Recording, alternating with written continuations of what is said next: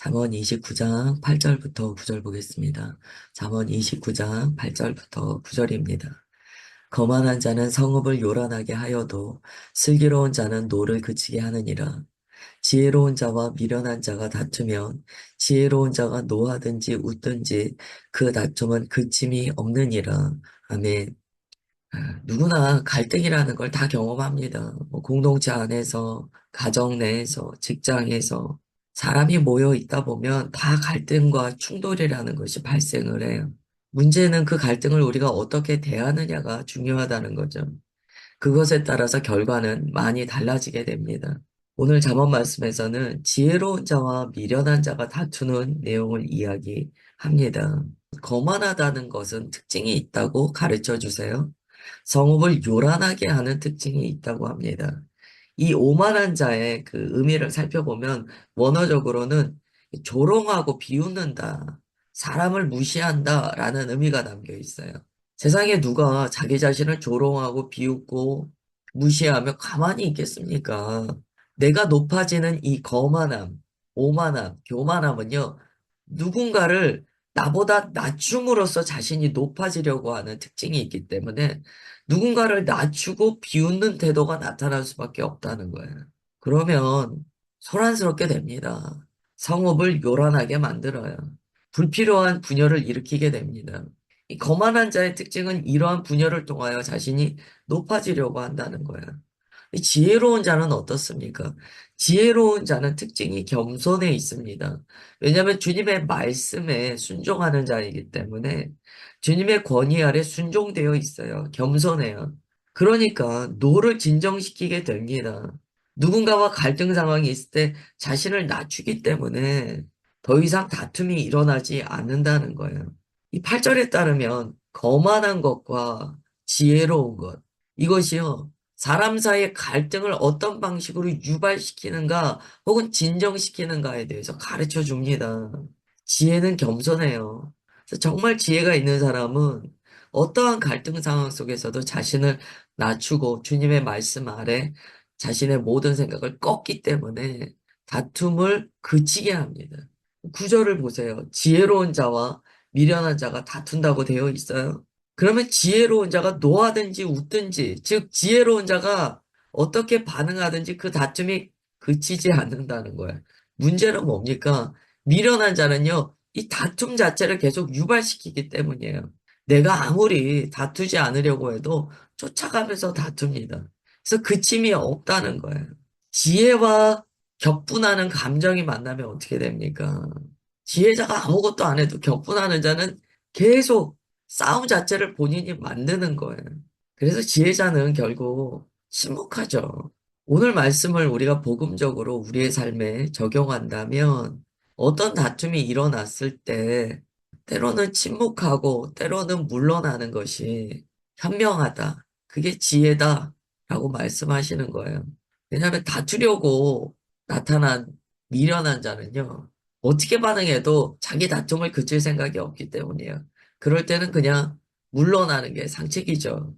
공동체는 이러한 미련함과 다투기를 좋아하는 거만한 자가 있으면 도무지 분열과 갈등이 끊이지가 않습니다. 상대가 없어도 계속 다툼을 유발하기 때문이에요. 이런 일이 있을 때 우리는 진리로서 반응해야 됩니다. 지혜로서 반응해야 돼요. 감정 대 감정으로 부딪혀서는 이것은 끝이 없다는 거예요. 주님께서는 어떤 사람을 기뻐하실까요? 그 감정적인 분노로서 분열하고 다툼만을 일으키는 사람의 그 태도에 반응하지 않는 자를 기뻐하세요. 그럴 때는 그냥 잠잠히 주님의 말씀 앞에 엎드려 그 거센 그 분노와 분열의 불이 지나갈 때까지 그냥 엎드리는 것이 맞습니다. 요즘 우리가 사는 시대는요, 갈등의 시대예요. 이 갈등이요, 그냥 인간관계에서 선한 영향력을 끼치는 갈등이라면 참 좋죠. 사람은 갈등을 통해서 관계가 조정되고 서로 깎이기 때문에 갈등이 필요합니다. 그러나 거만한 자의 갈등은요, 그런 목적을 갖지 않아요. 분열 자체를 원한다는 거죠. 참 이런 일들이 많은데 그리스도인은 이럴 때 태도를 참 조심해야 됩니다. 물론 이 갈등은요, 어떤 의의 관점에서의 갈등이 아닙니다. 주님께서는 의의 관점에서는 확실하게 진리를 선언하라고 말씀하세요. 그러나 우리가 살다 보면 이게 진리냐 진리가 아니냐를 판단하기 전에 감정적으로 막 얽히는 일들을 겪게 돼요. 그럴 때는 한 발 물러서고 겸손하게 엎드려서 내 것을 내려놓는 것이 필요합니다. 10절과 11절이에요. 피 흘리기를 좋아하는 자는 온전한 자를 미워하고 정직한 자의 생명을 찾느니라.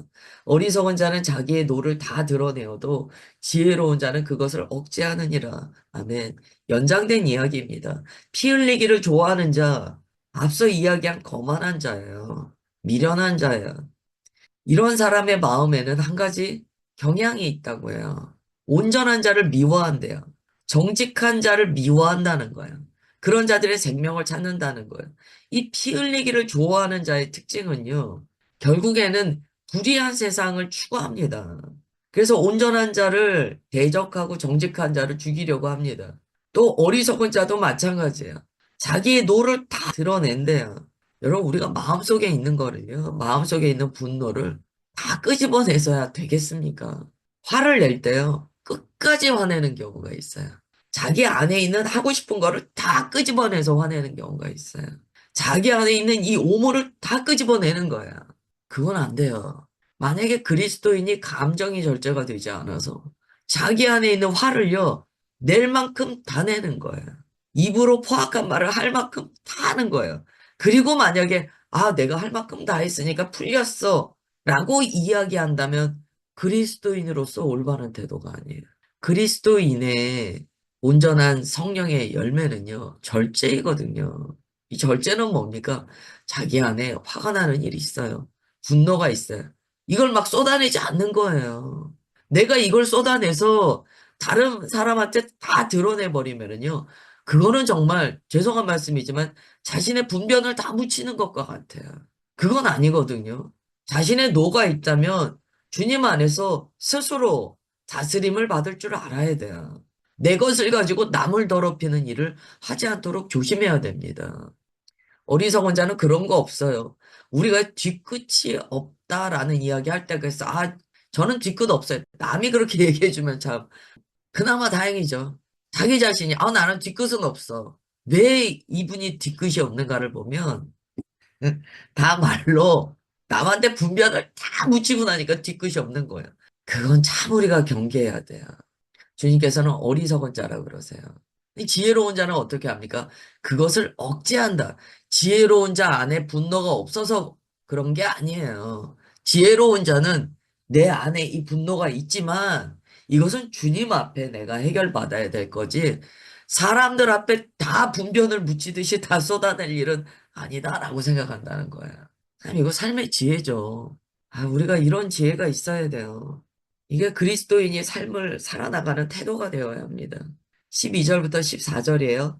관원이 거짓말을 들으면 그의 하인들은 다 악하게 되느니라.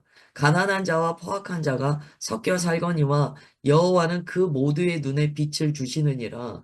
왕이 가난한 자를 성실히 신원하면 그의 왕위가 영원히 견고하리라. 아멘. 관원이 거짓말을 듣는다. 이것은요, 지도자가요, 거짓말을 듣는다는 거예요. 한 나라의 지도자는요, 다 어디를 향하여나 귀가 열려 있어야 합니다. 그래야 돼요. 그리고 그것을 온전히 치리할 때 나라는 선한 방향으로 나아가게 돼요. 그런데 만약에요, 지도자가 거짓말에만 귀가 열려 있다면 어떻게 될까요? 거짓말을 듣되 그것을 진리로서 분별할 수 있어야 되는데 거짓말을 그냥 들었다는 얘기는 그걸 받아들였다는 거야. 그러면 어떻게 됩니까? 아첨하는 말 듣고 왜곡된 말 듣고 맞다고 해버리면 그 결과는 하인들이 다 악하게 된다라고 이야기야. 실무자들이 다 악하게 된다는 거야. 지도자가 거짓말 듣기를 밥 먹듯이 하면 하인들은요, 우리 이제 어제 나누었던 말에는 이제 뇌물을 주게 된다라고 이야기했습니다. 하인들이 다 아첨하게 된다는 거야. 다 악하게 된다는 거야. 그러면 그 나라는 어지럽다. 공동체 전체가 부패되게 된다라고 이야기합니다. 이걸 묵상할 때요. 참 그리스도인이 지금 할 말이 있는가를 우리가 좀 생각해 봐야 돼요. 그럼 주님 앞에 그리스도인이 드릴 말씀이 있는가? 유구무원 아닙니까? 그리스도인이 깨끗하다고 아무도 안 믿는 세상이 됐어요. 참, 할 말이 없죠. 그 다음에 13절이에요. 그런데 이렇게 말씀하세요. 가난한 자와 포악한 자가 섞여 산다는 거예요. 별의별 사람이 다 섞여 사는 게 세상이라는 거예요. 그런데 하나님께서는요, 그 모두의 눈에 빛을 주신대요. 일반 은총이 있다는 거예요. 하나님께서는 각자의 심령 가운데 양심이 있기 때문에요. 다 빛을 비춰주세요. 깨닫게 해주신다는 거예요. 이게 하나님의 은혜입니다. 세상에는 정말 극단적인 불균형이 존재해요. 너무나 한편으로 쏠려가거나 너무나 불의한 일임에도 불구하고 건세를 얻는 일들이 있어요. 또 옳은 말을 하는 자는 가난하고 억압받는 일들이 있어요. 주님께서는 모두에게 공평하게 빛을 주신다는 거야. 모두에게 동등한 기회는 주신다는 거야. 그리고 깨닫게 하실 수 있는 모든 상황도 주신다는 거야. 문제는 받느냐 받지 않느냐에 있어요. 하나님의 이 일반 은총이 원하시는 것은 무엇입니까? 특별히 지도자들에게 원하시는 것은 무엇입니까? 이 일반 은총은요, 누구에게나 동등한 기회는 주신다는 거예요. 그러면 지도자는 14절에 보시면 가난한 자를 성실히 신원하라는 거예요. 즉, 하나님의 말씀에 따라 자신이 맡은 바 그 나라를 잘 경영하라는 거예요. 그러면 왕위가 견고하대요. 반대로 이야기하면 어떻습니까? 동일한 기회를 주시고 빛을 주셨는데 권력을 가진 자가 하나님의 말씀에 위배되어서 자꾸 그 나라를 어지럽게 하면 그 왕위는 견고하지 않다는 거예요. 처음에는 자신이 다 할 수 있을 것 같지만 곧 내려오게 된다는 거예요. 15절부터 17절입니다. 채찍과 꾸지람이 지혜를 주거늘 임의로 행하게 버려둔 자식은 어미를 욕되게 하느니라. 악인이 많아지면 죄도 많아지나니 의인은 그들의 망함을 보리라. 내 자식을 징계하라. 그리하면 그가 너를 평안하게 하겠고 또 내 마음에 기쁨을 주리라. 아멘. 여러분, 아이들을요, 어떻게 하면 버릴 수가 있을까요? 징계하지 않으면 그 아이는 버림당합니다. 온전히 주의 말씀으로 양육하지 않으면 그 아이는 버려진 자가 돼요. 교회의 역할은요, 잘 주님의 말씀으로 양육하는 게 교회의 역할이에요. 교회는 일종의 어머니의 자궁과 같습니다. 아델포스 형제라고 신약의 교회에서 지체들을 불렀잖아요. 이 아델포스의 원래 의미가요, 자궁입니다. 교회는요, 아이를 잘 길러내는 역할을 해야 돼요. 그래서 교회 안에 우리는 서로를 형제 자매라고 불러요. 아델포스, 어머니의 자궁 안에서 우리가 양육되고 있다는 거예요. 이 교회의 역할입니다. 교회는 그래서 그리스도인을요, 주의 말씀으로 살도록 잘 양육해야 돼요. 훈육해야 돼요. 징계할 것은 또 징계해야 돼요. 그래서 모든 교회는 치리의 권한을 줍니다. 하나님께서 치리의 권한을 주셨어요. 그래서 교회 안에 불의한 일이 있거나 하나님의 말씀을 배반하는 일이 있으면 교회는 적극적으로 치리하게 되어 있습니다.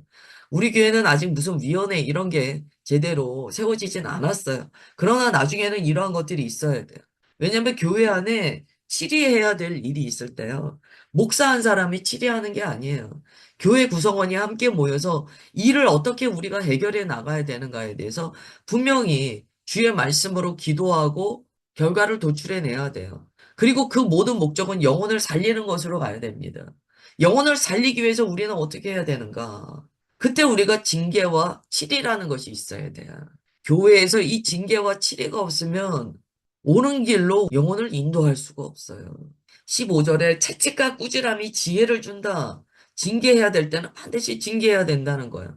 임의로 행하게 버려둔 자식, 이건 뭡니까? 그냥 아유 좋은 게 좋은 거라고 알아서 하세요. 이게 무슨 뜻이냐면 내가 당신 영혼에 뭐하러 책임집니까? 그냥 알아서 하세요. 영혼이 불타는 그 불못에 떨어지든지 알아서 하세요. 자기가 알아서 하는 거지. 우리가 뭐하러 입 아프게 뭐하러 얼굴 붉히면서 진리를 가르쳐 줍니까? 알아서 하세요. 그러면 어미를 욕되게 한다는 거예요. 이것은요 공동체를 욕되게 한다는 거예요. 오늘날 교회가요 이 치리권이 많이 약화됐어요. 주의 말씀으로 징계하고 그것을 기쁘게 받아 변화받는 일들이 교회에서 이제 많이 약해졌습니다. 초대교회를 보면 그렇지 않거든요. 이 문제가 제대로 해결되지 않았던 게 고린도 교회예요. 그래서 막 바울이 막 피를 토하듯이 고린도 전후서를 통하여 이야기하잖아요. 아니, 왜 교회 안에 이것을 꾸짖는 자가 없느냐? 예수 그리스도의 몸된 교회는 잘못된 것을 바로잡는 이 징계가 온전히 행해져야 되는데 왜 이게 없느냐? 바울의 안타까운 내용이 고린도 전후서에 나옵니다. 16절. 악인이 많아지면 죄도 많아지나니 의인은 그들의 망함을 보리라. 악인이 많아지면 죄도 많아져요. 이게 막 악의 팽창이 일어납니다. 그러나 주님께서 이렇게 말씀하세요. 의인은 결국 그들의 망함을 보리라. 이 의인은 이기는 자예요. 흰옷을 입어 지키는 자예요. 주님의 말씀에 따르면 마지막으로 가면 갈수록 교회는요, 이러한 징계하는 교회가 많이 없습니다. 이게 이제 마지막에 벌어지는 현상이에요. 그러니까 악의 팽창이 교회 안에서도 막 일어납니다. 그러나 요한계시록이 말씀하시는 것은 의인은 그들의 망함을 본다는 거예요. 이것은 종말론적인 하나님의 공의가 실현된다는 말씀이에요. 그러나 교회는 악의 팽창을 좌시해서는 안 돼요. 교회는 반드시 정화할 수 있는 능력이 있어야 돼요. 진리의 말씀을 선포하는 공동체이기 때문에 정화의 능력이 반드시 있어야 됩니다. 17절, 내 자식을 징계하라. 이건 명령이에요. 여러분, 이 아델포스로 서로 부르는 공동체 안에서는요, 징계가 반드시 있어야 돼요. 그리하면 그가 너를 평안하게 하겠고, 또 내 마음에 기쁨을 주리라. 부모가 아이를 버려서야 되겠습니까? 아이를 사랑한다는 왜곡된 마음으로 아이를 임의로 행하도록 내버려 둔다면 그 아이는 망한다는 거예요. 그건 사랑이 아니에요. 그렇기 때문에 우리가 사랑한다면 징계해야 되는 거예요. 이 잠언의 말씀은 일관성이 있어요. 계속 같은 말씀에 반복이 있습니다. 그래야 결국 평안이 있다는 거예요. 그래야 그 아이가 주님께 효도하지 않겠습니까?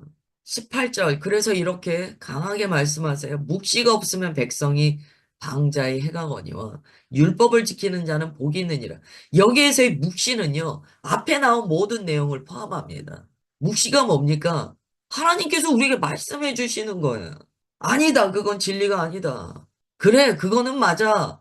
네가 핍박받더라도 그거는 지켜야 돼. 이게 묵시예요. 묵시는요, 눈 감고 영계를 보고 내가 무슨 얘기한다? 그런 게 묵시가 아니에요. 얼마나 그런 얘기들 많이 합니까? 자기가 뭐를 봤다, 들었다, 이렇게 세계가 된다는 거예요. 그거보다 더 중요한 게요, 오늘 잠언 말씀이에요. 여러분, 우리가 10년 후에 일을 알면 뭐 합니까? 뭐 합니까? 오늘 내가 주의 말씀 앞에 온전히 살지 않으면 그게 무슨 소용이 있냐고요. 잠언은요, 진짜 강하게 말씀하시는 거예요.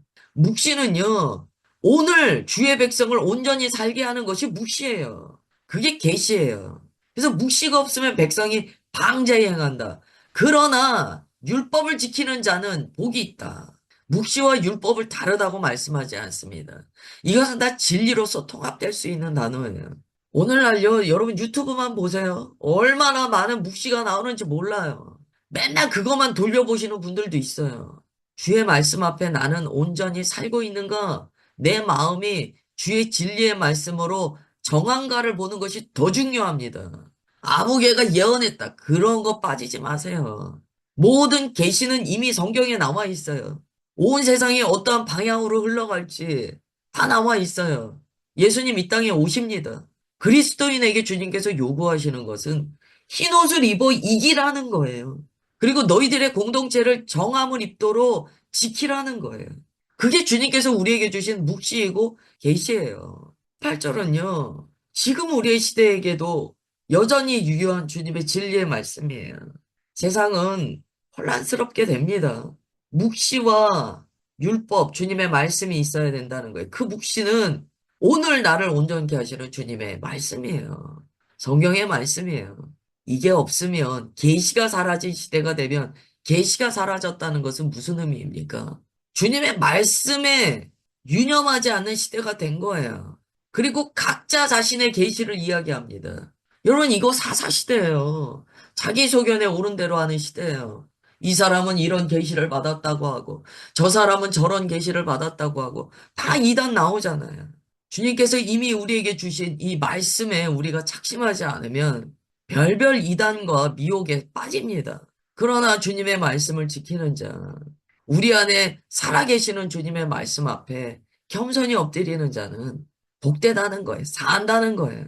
주의 말씀의 부재는 그거야말로 천재지변이고 영적인 재단입니다.